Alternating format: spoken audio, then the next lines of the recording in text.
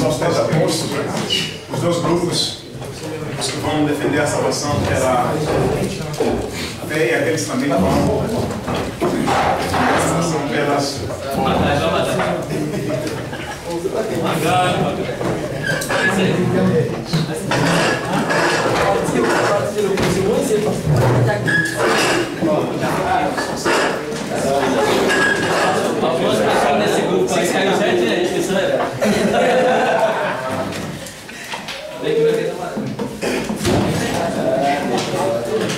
filmagem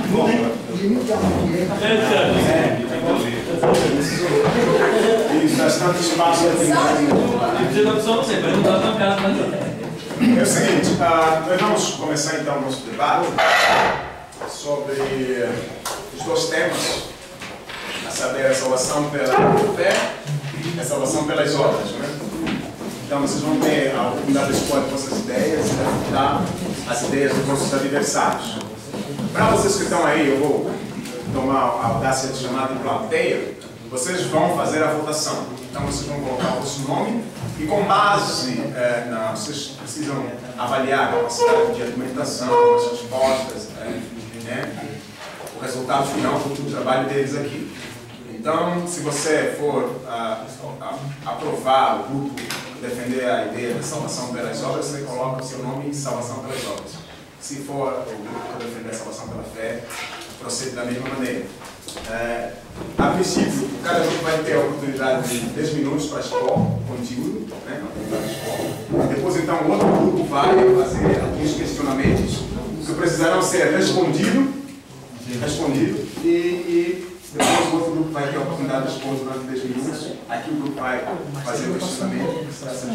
Depois a gente vai... O primeiro expõe, se tiver pergunta, depois dos 10 minutos de exposição, assim que terminar, o grupo tem a oportunidade de fazer uma réplica. Então vamos lá, vamos começar com uma oração. Vamos orar então. Senhor nosso Deus e Pai, queremos agradecer, Senhor, por essa oportunidade em que estamos aqui, ó Deus eterno, estudando e aprendendo mais da Tua palavra. Queremos que o Senhor nos conduza nesse estudo, Pai, onde, Pai, o objetivo é aprender mais da Tua palavra, conhecer as ideias contrárias, até mesmo, Pai Santo, ó Deus, adversas, Pai, a nossa posição própria, Senhor.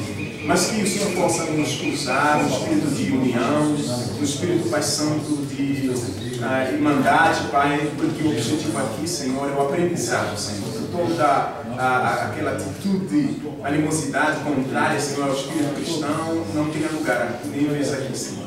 Abençoa-nos nesse estudo, em nome de Jesus. Amém. Amém. Então, eu vou começar pelo grupo que vai fazer a exposição da perspectiva da salvação pela fé. Vocês têm, a partir desse momento, 10 minutos para expor as vossas ideias. Começando agora.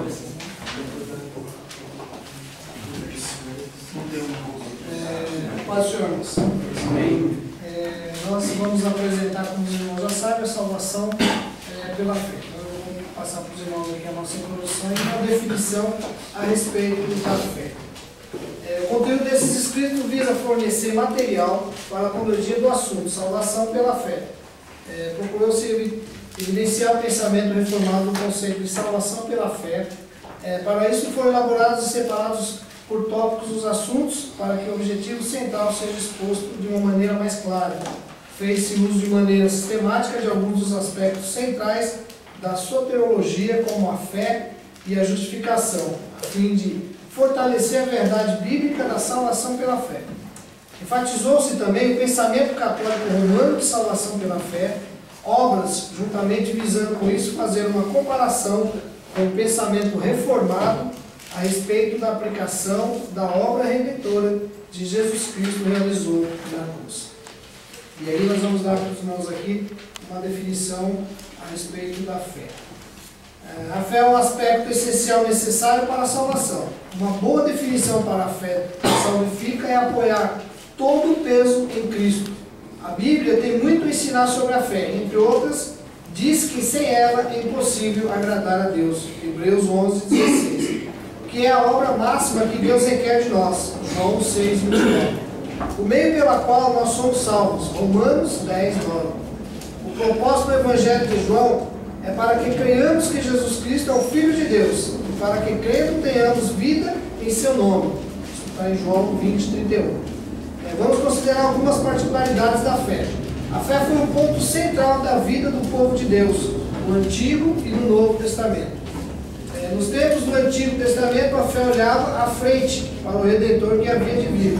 Nos tempos do Novo Testamento, a fé olha para trás, para o Salvador que veio. Em ambos os casos, a salvação é obtida mediante uma fé viva em Jesus Cristo.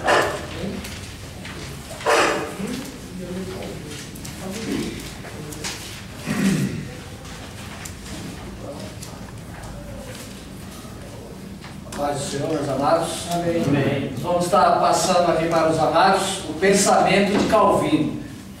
Em comparação a Lutero, podemos dizer que, no essencial, Calvino não difere em nada do reformador alemão, havendo por isso mesmo uma concórdia substancial entre os dois. Em Calvino, as fases forenses imputativas da justificação são sistematizadas, adotadas como a posição oficial dos reformadores.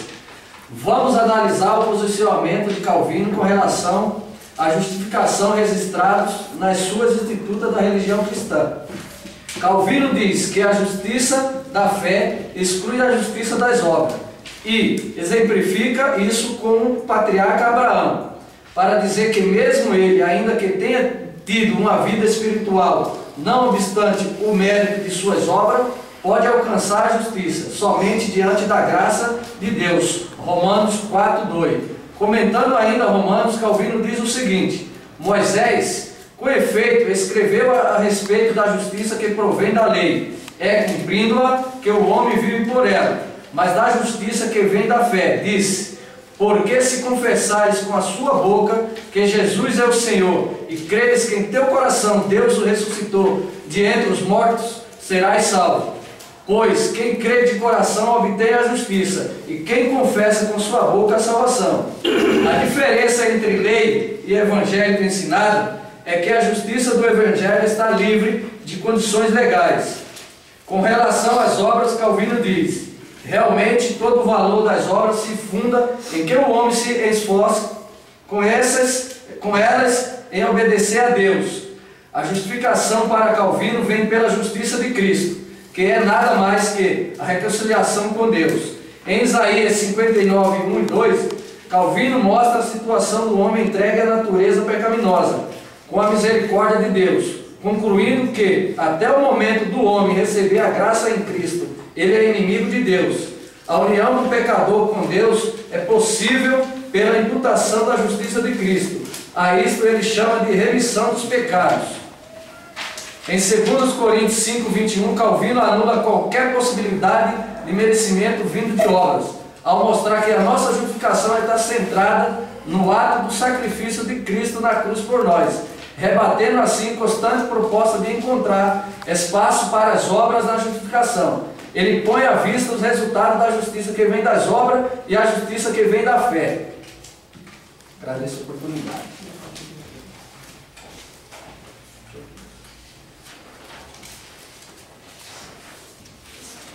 Boa noite, irmãos. Paz. Amém. Bom, como os irmãos já perceberam, nós fundamentamos a apologia da salvação pela fé através do pensamento dos reformadores e muito através do que a doutrina bíblica ensina a respeito. Nosso irmão leu aqui um pouco do pensamento de Calvino, eu vou ler um pouco do pensamento de Lutero, que deu o pontapé inicial na reforma, que justamente lutou contra a ideia e a visão da Igreja Católica que a salvação não era somente pela fé, mas o homem também participava e com as obras, então, através da fé e obras. E Lutero se levantou contra esse pensamento e daí nasceu toda a reforma que resultou no pensamento reformado de hoje. O pensamento de Lutero.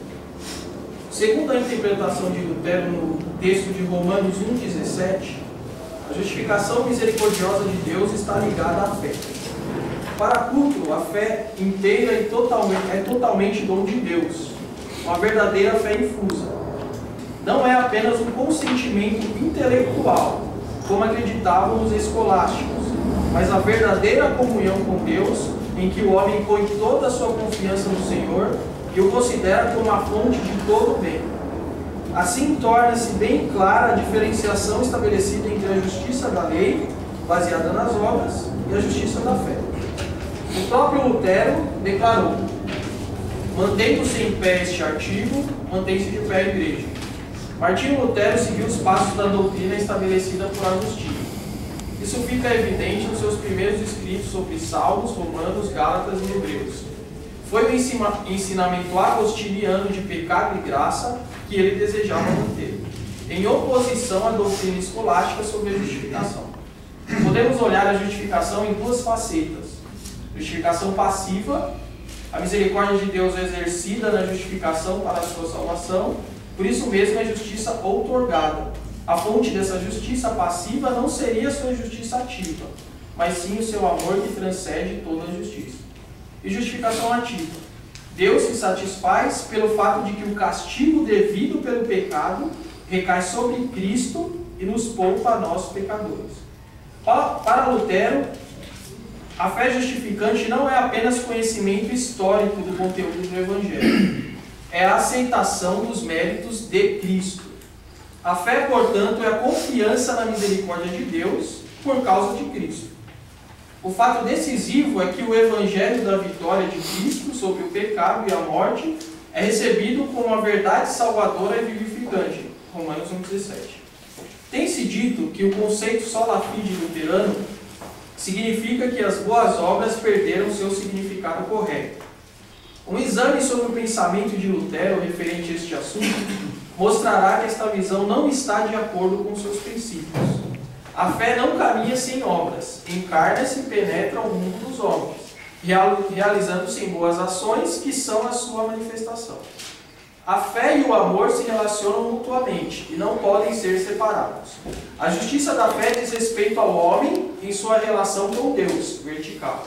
E a justiça das obras, o amor, diz respeito, por sua vez, ao homem em relação ao seu próximo, horizontal. A fé não pode nascer das obras. É preciso primeiro que a árvore esteja saudável e então produzirá bons frutos. As obras não têm seu lugar na doutrina da salvação. O homem que foi desmascarado pela lei e reconhece ser pecador, somente pode refazer-se pela fé. Deve-se contemplar a cruz de Cristo e não a lei e suas próprias obras, como se elas pudessem dar satisfação por seus erros. Neste ponto, a fé e as obras se excluem mutuamente. Assim, a justificação pela fé significa uma mudança interior no homem, que é anterior aos frutos que são produzidos em uma vida. Agora o grupo que está defendendo a posição da salvação pelas obras tem a oportunidade de fazer algum questionamento ao grupo que apresentou o seu trabalho. Alguma pergunta, sim? No caso, o grupo está falando muito sobre fé, salvação pela fé, e eu gostaria de saber do grupo como o grupo definiria essa fé. Porque se a gente pegar a palavra fé na Bíblia, tanto no grego como no hebraico, ela tem implicações diferentes, tem conotações diferentes. Então eu gostaria de saber do grupo definir para mim que tipo de fé é essa que o grupo está falando. Porque se você pegar a terminologia no hebraico, emuná ou emet, ela tem a conotação de fidelidade, tem conotação de firmeza, credibilidade, e nenhuma delas você percebe uma ligação daquilo que o grupo está expondo até agora. Então você vai saber que o grupo definisse para mim que tipo de fé é essa e como o grupo vai definir. Você tem 3 minutos para responder a pergunta.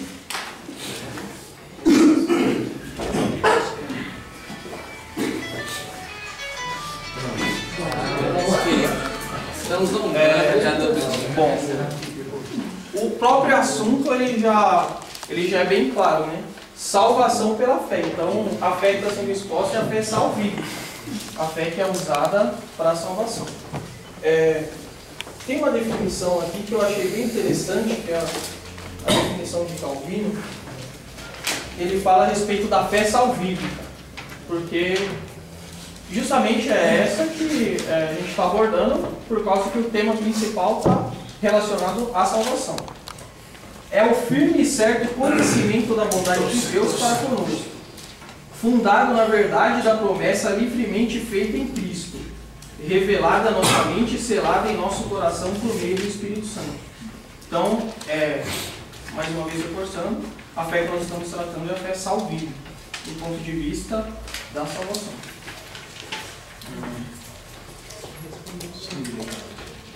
Eu pergunto em relação a isso, por quê? Porque quando você trabalha com os originais, cada palavra tem uma conotação diferente. Eu sei que vocês estão tratando sobre fé.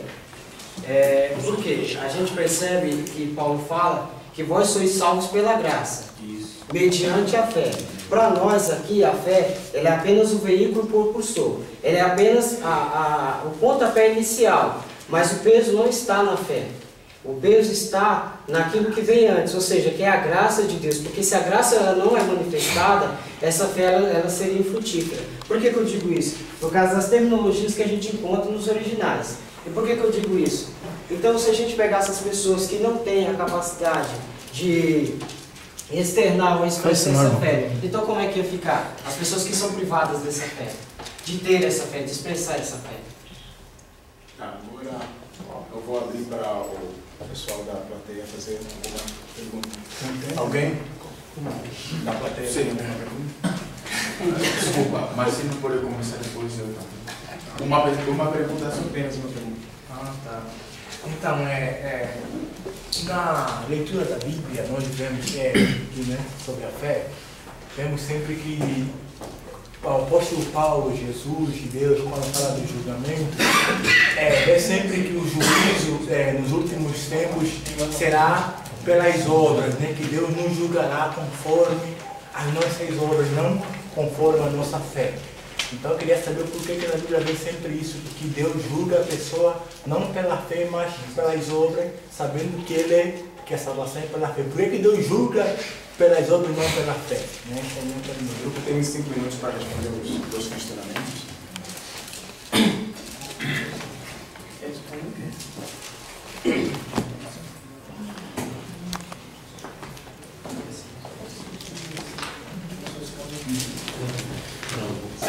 O nosso pensamento é o seguinte, que quando a Bíblia fala em juízo, a Bíblia separa, né? É uma separação clara.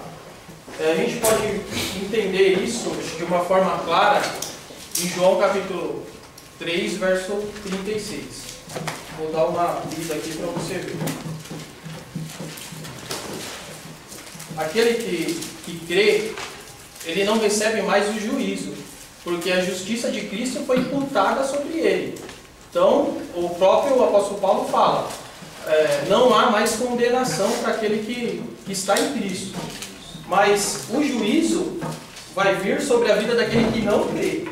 João 3, 36.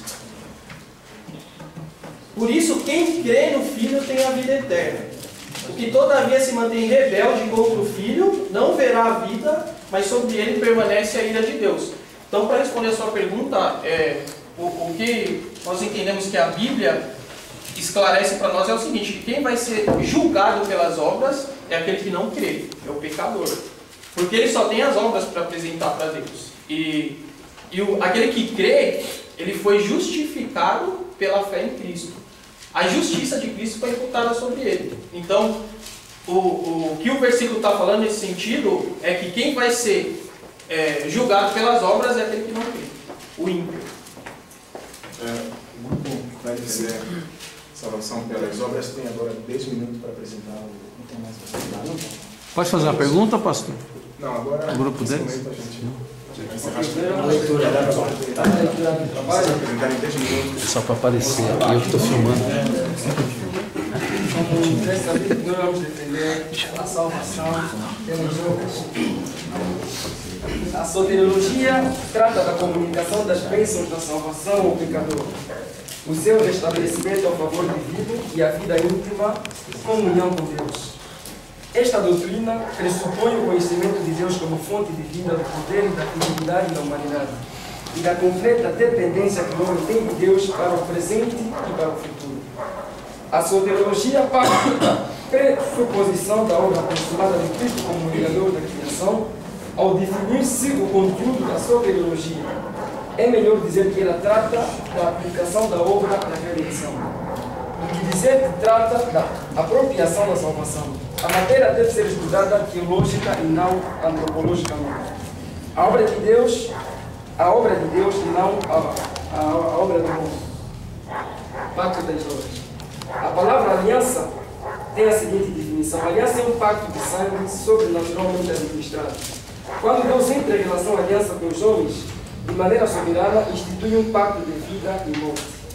Ao observarmos a etimologia da palavra no Antigo Testamento para a aliança berite, indica de maneira razoavelmente o conceito do pacto ou relacionamento.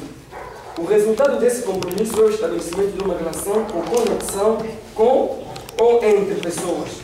Vemos alguns elementos que formalizavam o estabelecimento das alianças divinas nas Escrituras. Vejamos algumas declaração verbal ou um juramento. Os textos de Êxodo 6:8, 19 e 19:8. O comer uma refeição, Gênesis 21, 23, 24, 26, 31. O erguimento de um memorial, Gênesis 31, 44, Josué 24, 27. Ou passar debaixo do cajado, Ezequiel 20, 37, ou dividir animais, Gênesis 15, 10, 18. Podemos observar que a frase pacto de sangue expressa o caráter absoluto do compromisso entre Deus e o homem no contexto da aliança. E que também a frase fazer uma aliança significa literalmente cortar uma aliança no contexto do Antigo Testamento em Gênesis 15. Abraão fez uma aliança com Deus e na medida em que a aliança é feita, ele corta os animais em pedaços. É uma representação simbólica de que Deus passa entre pedaços divididos dos homens. Dos animais, perdão. Vemos que isso significa os animais em pedaços representam a maldição que o autor do pacto invoca sobre si, caso ele viole o compromisso que fez. Pois, uma vez firmado o pacto, só o derramamento do sangue poderia libertar das obrigações do pacto. Outro ponto a ser considerado é não confundir a aliança testamento. A confusão está em relação à morte, ou seja, no caso, o testamento, a morte está no fim do relacionamento entre duas pessoas, efetivando a sua herança. No caso de uma aliança no contexto do Antigo Testamento, a sua quebra geraria consequências que levaria à morte do infrator. No caso de quem cobrou a aliança, um fator a ser considerado aqui é que a morte de Cristo foi um sacrifício substitutivo. Ele assumiu o lugar do infrator. Seria substitutivo. Substitutivo, isso. Ele assumiu o lugar do infrator, ou seja, sua morte foi pactual e não testamentária. Já no caso de um testador, ele morre no seu próprio lugar e não no lugar do outro. O pacto das obras, esse termo tem sido aplicado ao relacionamento de Deus com o homem. Antes da queda, foi o período da prova de Adão. Se ele não tivesse comido o fruto proibido, certamente ele viveria e teria recebido as bênçãos prometidas por Deus. A aliança da graça nos sugere o relacionamento de Deus com seu povo, após a queda do homem, que desde então se tornou incapaz de praticar obras adequadas para merecer a salvação. Período esse que é controlado pela graça de Deus. Em suma, isso indica que após o Adão ter desobedecido a Deus, ele quebra o pacto das obras, onde Deus havia dito que o Senhor Deus ordenou ao homem: coma livremente qualquer árvore do jardim, mas não coma da árvore do conhecimento do bem e do mal, porque no dia em que dela comer, certamente você morrerá. Com a quebra da aliança, o homem passou a ser inimigo de Deus e agora necessita da salvação que vem de Deus na pessoa de Jesus Cristo.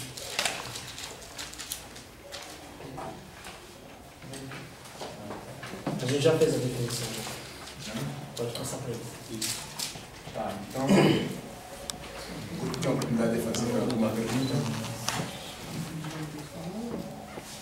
Não, pode perguntar se você formulou lá. Levantar algum questionamento? Eu queria fazer uma pergunta em relação ao que vocês apresentaram, mas a pergunta que talvez a mesma que vocês tenham feito para nós. Baseado no ponto de vista da defesa que o grupo tem sobre a salvação pelas obras, nós gostaríamos de saber qual a definição do grupo da fé. Da fé? Como nós estamos falando sobre salvação pelas obras, fica difícil a gente defender uma posição que não é a nossa, que é de vocês, né? Que estão defendendo pela fé. Então, o nosso caso aqui não é apresentar nenhuma base acerca da salvação pela fé. Mas o que a gente tem sobre salvação pela fé é o seguinte, que a salvação pela fé, ela é apenas um veículo a qual Deus comunica o aspecto da salvação ao homem. Ela é apenas um veículo, mas a base, onde está fundamentada a salvação, não está na fé, e sim está na graça. E automaticamente a gente percebe que os reformadores que nem vocês estão falando, que Lutero e Calvino tinham o mesmo posicionamento, tem um texto aqui em relação à questão da fé, que o próprio Lutero, ele enfatiza em relação a isso, a salvação pelas obras. Então ele vai ler o Dias para vocês verem isso aí. O que os reformadores diziam a respeito disso, como vocês estão falando de reformadores? Lutero incentiva os cristãos a realizar boas obras a partir de um amor espontâneo e obediência a Deus por causa dos outros. Desculpa, eu não entendi. Repita, por favor. Lutero incentiva os cristãos a realizar boas obras a partir de um amor espontâneo e obediência a Deus por causa dos outros.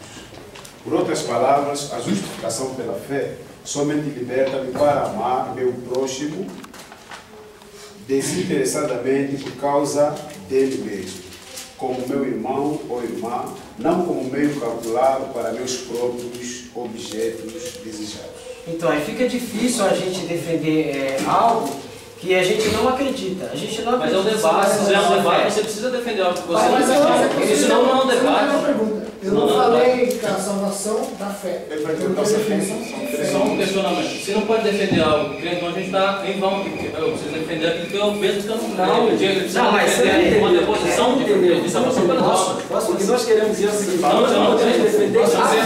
Vocês estão defendendo a área. Vocês não empurra não.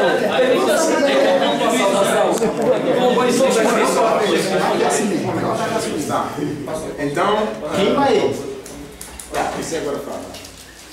É assim, ele está falando, ele está colocando definições em nós que nós até agora não fizemos. E não está defendendo. Por exemplo, nós não falamos que a graça é um veículo que Deus não é um veículo que Deus utiliza para. Tanto que Efésios 2,8 está dentro de um texto base nosso aqui. Sois salvo pela graça, mediante a fé, isso não vem de vós, é dom de Deus. Então nós acreditamos que tanto a graça como a fé é um veículo que vem de Deus. Nós não falamos ao contrário disso. Então, Nem nós falamos isso. É que agora eu só estou escutando a palavra fé, não estou escutando a palavra graça. Uma coisa que vocês disseram foi o seguinte, que tanto Lutero como Calvino, eles se compactuam na mesma perspectiva teológica. Só que o texto que ele acabou de ler, sobre o próprio Lutero declarando, aqui chama Teologia dos Reformadores, ele já incentiva as pessoas a fazerem boas obras. Qual é o intuito dele incentivar as pessoas a fazer boa obra? Então a gente já percebe que isso é contrapartida do que o próprio Calvino dizia. Que a salvação... Acho que você está interpretando o texto fora do contexto, porque Lutero não falava isso. Aí, vou abrir agora a oportunidade para o pessoal da plateia fazer uma pergunta para o grupo que está defendendo salvação pela salvação. A pergunta é lá. A pergunta foi dirigida para esse grupo. Eu chego atrasado, está meio... Não estou atrasado. Se vocês responderem, vai ser bom para você. Mas a gente edita. E parece que o grupo está dizendo que o outro grupo enfraqueceu porque já dividiu, a salvação já não é mais só pela fé, é pela graça também. Então eles já estão um pouco enfraquecidos, aí vocês estão querendo dizer? Vocês têm 2 minutos, vai. Não entendi a pergunta. Fica fumo na pergunta, eu tinha visto. É lógico, é lógico, não é? Fica fumo na pergunta, foi boa. Esse é o debate, é sobre salvação pela fé ou pelas obras. Sim. O outro grupo, no caso, ele já colocou a graça também na questão, então ele já ficou um pouco enfraquecido, no caso. Porque ele já não sustenta só uma versão. 2 minutos. Você está falando a respeito do grupo? Porque como os temas já foram estabelecidos especificamente pelas obras e pela fé, a gente percebe o seguinte, que eles estão focando, eles tinham que focar a fé, mas aí já apareceu um elemento segundo aí, que é o quê? Que é a graça. Então, ou seja, então tem uma coisa aí que está diferenciando. Até agora o que a gente expõe é o seguinte, em relação às obras, que eles dizem que é pela fé. Nós dizemos que não é a fé, que a fé é apenas o veículo. Não que a base esteja na fé. A base está na graça, não na fé. Por quê? Por causa do texto de Efésios, que a gente leu, que fala, pela graça sois salvos, mediante a fé. Ou seja, já tem uma vírgula separando. A vírgula no português, ela serve para quê? Para dar uma pequena pausa na frase. Como nós estamos trabalhando no português, não nos originais, então isso indica o seguinte, que ele está fazendo uma distinção entre a graça e a fé. Deixa eu fazer uma colocação. A gente precisa entender, a princípio, se o debate é salvação pela graça e pela fé, ou se o debate é salvação pela fé e pelas obras. Porque se for salvação pela fé e pelas obras, eles precisam defender as obras. Na verdade, eles disseram, não, nós não podemos acreditar naquilo que nós não cremos. Na verdade, independente se você crê ou não, a definição, o que vocês têm que defender é a questão de salvação pelas obras. O que eu estou vendo é que vocês estão dando volta, mas está entrando em pontos e não está falando aquilo que a gente sabe que vocês não acreditam, mas é algo que vocês precisam sustentar agora. Não é o que vocês realmente acreditam, mas é algo que vocês precisam sustentar em relação às obras, né? Em relação à salvação pelas obras, porque até agora vocês não falaram sobre a salvação pelas obras. Vocês falaram sobre a graça e entraram, defenderam a nossa posição também de salvação pela fé, disseram que a gente, eu creio na fé, por causa disso. Na verdade, esse ponto é nosso, né? O ponto de vocês é a obra, né? Aí a gente precisa dessa definição para fluir, né? Para fluir o assunto. Nós não respondemos sobre a salvação pelas obras. Nós não respondemos porque você, quando dirigiu a pergunta para nós, você perguntou sobre a salvação. Sobre se vocês estão nos perguntando sobre a salvação. Nós não defendemos a salvação pelas obras. Não tem uma pergunta. Ele fala sobre a primeira pergunta foi da fé, que não perguntou sobre as obras. Ele pediu, o Edson pediu que a gente se apoia. Nós recusamos ele. Tem um detalhe. Desde o início eles recusaram também apresentar as obras também. Vocês só oraram, mas não falaram sobre as Avisa nossa. Um momento, eu vou dar a oportunidade à plateia novamente. Tem alguém que gostaria de fazer uma pergunta? Wesley, por favor. Pratica-se obras para ser salvo ou ser salvo e se pratica as obras? Elas andam juntas. A pergunta para o grupo. Pro grupo. Elas andam juntas. 2 minutos. Uma não sobrepõe a outra, elas duas andam juntas. Só um minuto. E a respeito do que eu ia falar, mas ele começou a falar aí. Como era 15 minutos, faz 15 minutos que começou o debate. Nós estamos apenas aquecendo, nós não chegamos ainda a definir a nossa posição. Nós temos que ir com calma, né? Tá então, pegando o gancho da pergunta do Wesley, se elas caminham junto, né? Se a fé e a obra caminham junto, se uma pessoa hoje ela aceita Cristo hoje, e se ela a partir de hoje mesmo ela morrer, o que vocês pensam dessa forma? Qual é a sentença dessa pessoa? Se é que caminham junto, a salvação pela fé e pelas obras. Tá, é uma pergunta. Quando eu digo que vocês têm 2 minutos, aproveita para explorar. Tá bom? 2 minutos para responder essa pergunta. Não entendi. Eu vou responder. Já que vocês responderam a segunda pergunta do Wesley, que a salvação não tem como desvincular uma da outra. Se uma pessoa hoje responde positivamente para Cristo, aceitando Ele, e hoje mesmo ele parte, como é que fica essa pessoa, sendo que talvez não tenha tempo dele fazer obra? Como é que fica? Como é que fica a situação dessa pessoa? Bom, primeiro você pergunta uma coisa que não é uma coisa palpável, você está nos ideias. Se ele não fez uma ação, então a gente não pode já responder de uma maneira direta, porque aqui não tem uma coisa palpável, você está nos ideias. Agora, palpável. Agora eu vou falar por exemplo, eu vou dar um exemplo do cara na cruz. Isso. Por isso que você queria. Aí ele está a acreditar a Jesus que está a morrer na cruz. Ele fala com Jesus hoje. soit sur la tête demandant Donc ici, il est en train de non seulement croire à Jésus-Christ, mais il est en train de poser un acte. Ele não crê somente em Jesus, mas ele faz um ato. Só o fato de defender Cristo já é um ato. Donc cet acte-là, il n'a pas eu le temps de poser des actes, mais là, directement à la croix, il pose un acte. Não teve tempo de praticar as boas obras.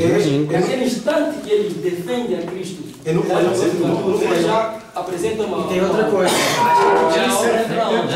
E outra coisa, a gente disse o seguinte, que elas andam juntas. Uma não sobrepõe a outra. O que eu vejo é que um aspecto de vocês sobrepõe o outro. Ou seja, a perspectiva que fecha com vocês é que isso é o definitivo. O resto está fora. Resultado, 3 minutos, tá?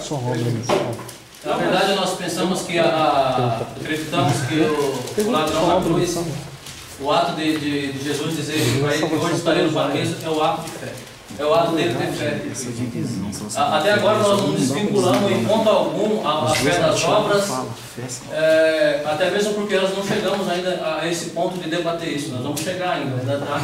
Mas nós acreditamos que, como o ladrão da cruz que o Titião usou, o ato dele foi de acreditar e o ato de fé.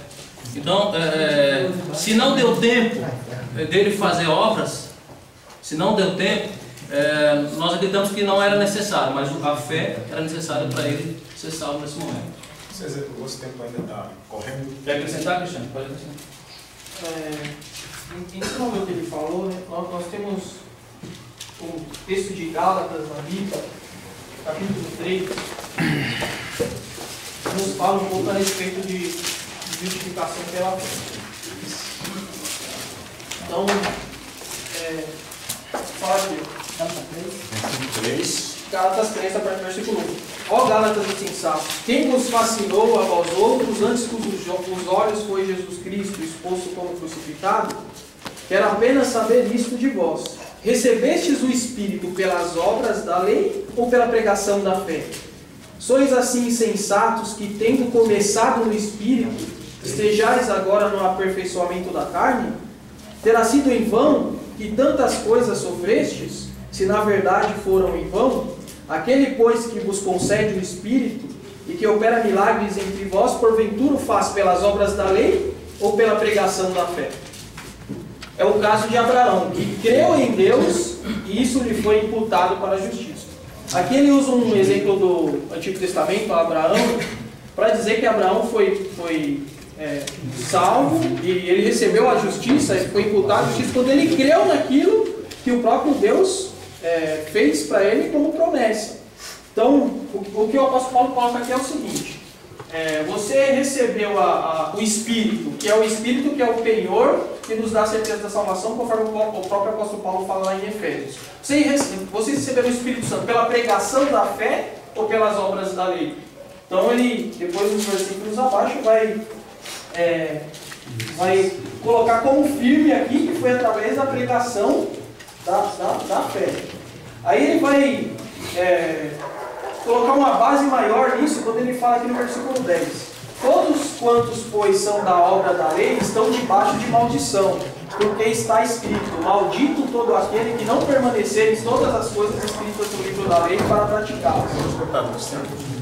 Vamos passar para a plateia. Alguém tem alguma pergunta?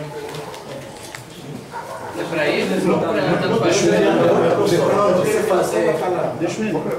para os outros grupos, né? Primeiro fazer para que o grupo da fé e da obra. Eu estou confuso, não sei se eu vou cair em quem, na verdade. Deus está muito preocupado no dever de ele fazer isso. Ele não expor realmente o vosso sistema, está muito preocupado com o que o outro vai dizer, né? Então aqui no nosso grupo sobre a salvação pela fé, há muitas passagens que falam que sem a santidade ninguém verá Deus, que o manso herdará a terra, né? Então isso já implica uma certa obra, quer dizer, eu tenho que ser santo, uma certa ação para ver Deus. Eu tenho que ser manso para herdar a terra, participação do homem. E também aqui no nosso grupo tem uma questão que vocês foram sobre Adão, depois chegaram até Cristo. Há uma certa tríade, né? Da criação, a queda e a redenção. Quando vocês chegam até Cristo, já começa a se entender que a obra de Adão não foi suficiente, que era necessária uma certa redenção. Agora eu queria saber o porquê disso também, né? O porquê se a salvação é só pelas obras, por que Cristo tem que morrer pelos pecadores, se os pecadores poderiam fazer aquilo que Cristo poderia fazer. Primeiro aqui, segundo aqui,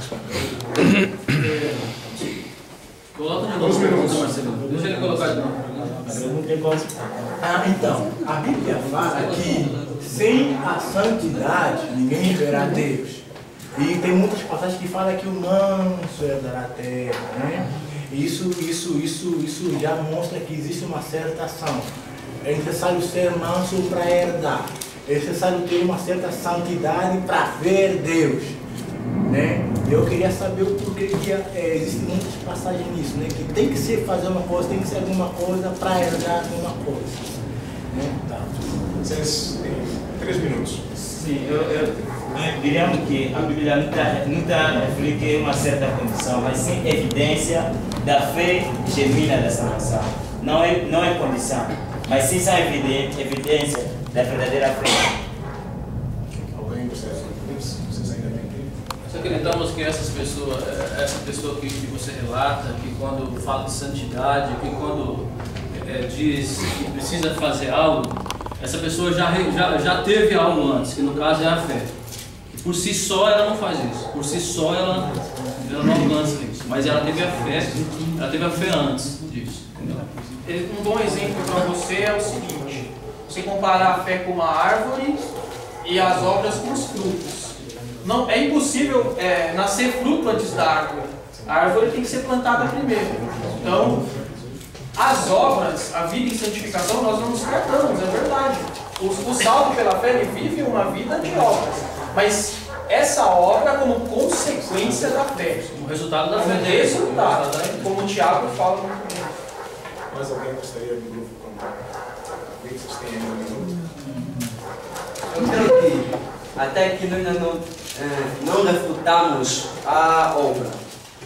Mas a salvação pelas obras, para nós aqui,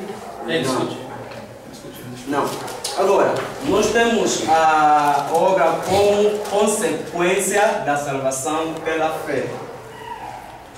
Tá? Por quê? Porque Paulo apresenta isso aqui no livro de Efésios, capítulo 2, que somos salvos mediante a fé. As obras são coisas que Deus preparou para nós vivermos pela nossa fé. Daí não refutamos obras, mas salvação somente pelas obras. Tempo esgotado. Nós vamos responder. Você agora responde a pergunta. Primeiro, dizer o seguinte: se o mundo está passando por momentos que o mundo está passando hoje, não foi por falta de fé, mas Adão obedeceu. Adão obedeceu. Depois de Adão ter desobedecido a Deus, o homem perdeu a comunhão com Deus. E ao longo da história, Deus sempre se preocupou com as obras dos homens. Deus sempre se preocupou com que os homens tenham ética, os homens façam boas obras. Ele vai condenando, como nós acabamos de dizer, como aconteceu no tempo de Noé, no tempo de Sodoma e Gomorra e tudo mais. A outra coisa é, quando Deus fala com o diabo sobre a vida de Jó, Deus não enaltece a fé de Jó. Deus enaltece as obras. Homem íntegro, reto, que se desvia do mal. Então Deus sempre se preocupou com as obras dos homens.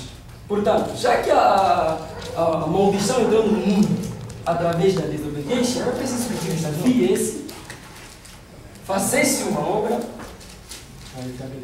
para restabelecer o relacionamento entre o homem e Deus. Além disso, no 1 Coríntios 13, quando o apóstolo Paulo fala do amor, tem aqui um versículo interessante que ele vai falar, diz o seguinte: ainda que eu fale em línguas dos homens e dos anjos, se não tiver amor, serei como bronze que soa como um símbolo que retira.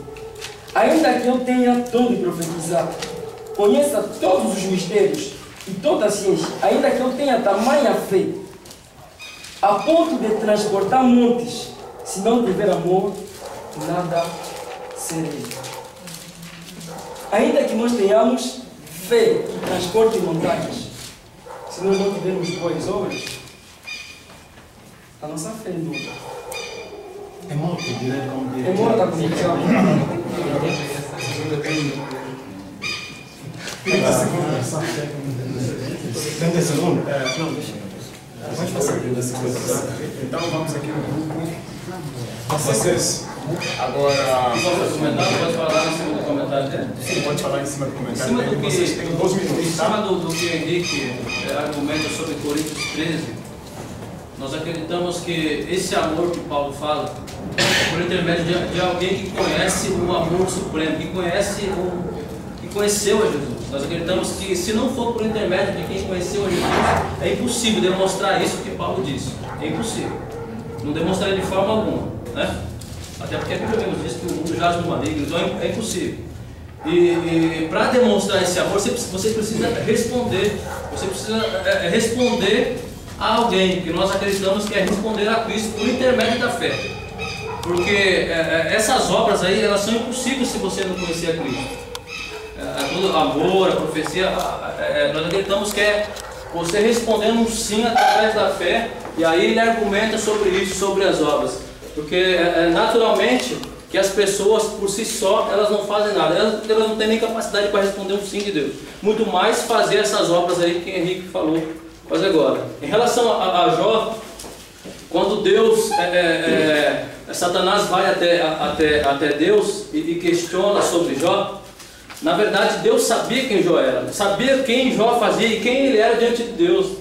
A fidelidade, sabia que Jó era íntegro, mas antes de tudo conhecia Deus e através da fé. Agora, o que Deus fez isso não foi para mostrar para Jó, porque Deus já sabia quem era, mas é para mostrar para Satanás que Jó era aquele, e quem era um perdido de fato era Satanás, e quem não cria e quem era um distante era Satanás. Então o nosso conceito é esse, de que Deus sabia da fé de Jó.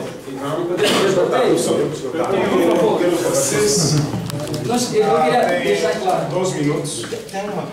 Eu vou falar dentro assim, queria deixar claro. Nós não falamos que Jó não tinha fé, nós falamos que Deus enalteceu as obras de Jó. Eu queria.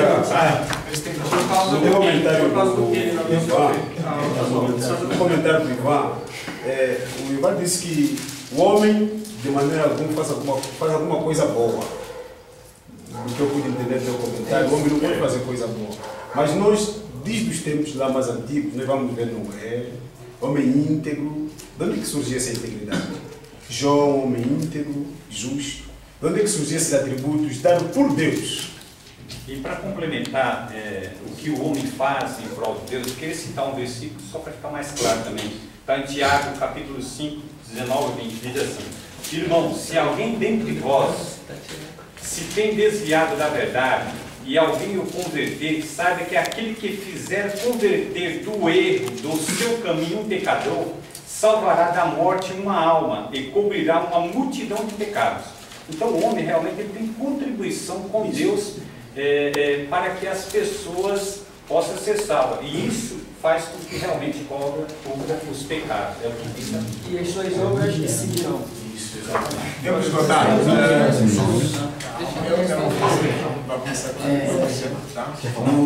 No livro do Galatas, capítulo 2, versículo 16, a Bíblia diz: sabendo que o homem não é justificado pelas obras da lei, mas pela fé em Jesus Cristo.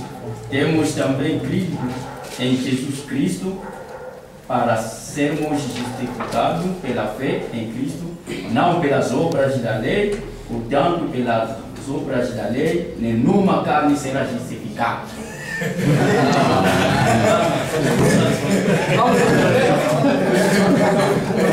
Dá tchauzinho. Dá tchauzinho aqui. Eu estou vendo algo, eles estão fazendo algo assim, direto, colocando palavras na nossa boca e nós não temos palavras. Em momento nenhum nós falamos que o homem não faz obra. Então você está concordando conosco? Não existe necessidade de concordando. Mas nós estamos falando o seguinte, ciência. A fé é como uma árvore. Isso é a fé. E aqui estão os frutos. Que vem frutos são as Os frutos somos nós. A gente acredita nas obras, então vocês estão aqui. Depois da fé. Mas é impossível de nascer um fruto sem que antes exista uma árvore. Então, quem planta essa árvore, Efésios 2:8, é Deus. A fé não vem de vós, é dom de Deus. Aí depois vem as obras que servem para... A gente não concorda aqui. Primeiro, sei que Moisés vem de falar. Você está fazendo a confusão da fé, da lei, das obras da lei. É as obras. Porque o Cristiano fala aqui das obras da lei, quando Paulo fala... Texto judaico. Aqui é as obras da lei. Ele estava falando da gente que estava ligada às obras da lei. Agora, quando você falou que o homem não pode começar o fruto aqui, ele precisa começar. Quando Deus chamou Abraão, ele teve já fé? Bom, segundo aquilo que a Bíblia fala, e o próprio apóstolo Paulo fala assim. Eu nem conhecia Deus. Eu também não conhecia Deus. Eu não conhecia Deus. Eu tenho a palavra.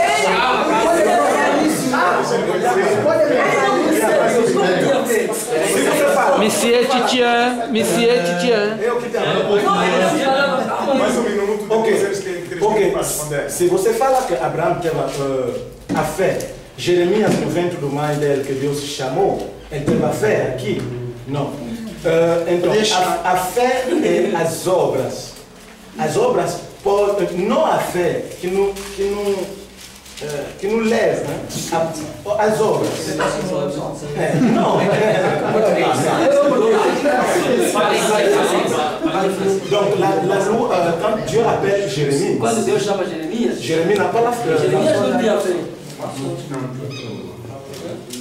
Jeremias não tinha fé. Donc, mais Dieu l'appelle parce que vous avez dit que sans la foi, il est impossible de Vocês falaram sem a fé é impossível agradar a Deus. Donc, explique-moi un peu comment Explica-me como Jeremias Dieu agradou a Deus sem defeito. Ok, você pode começar. 3 minutos, tá?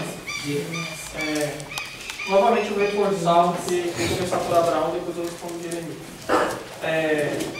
Para Abraão vir, é lógico que Abraão não ia vir sem antes ter sido chamado. Ele teria que receber um chamado. Positivamente através da fé. E para vir, ele teve que responder. E isso é o que nós chamamos de fé, a árvore sendo plantada.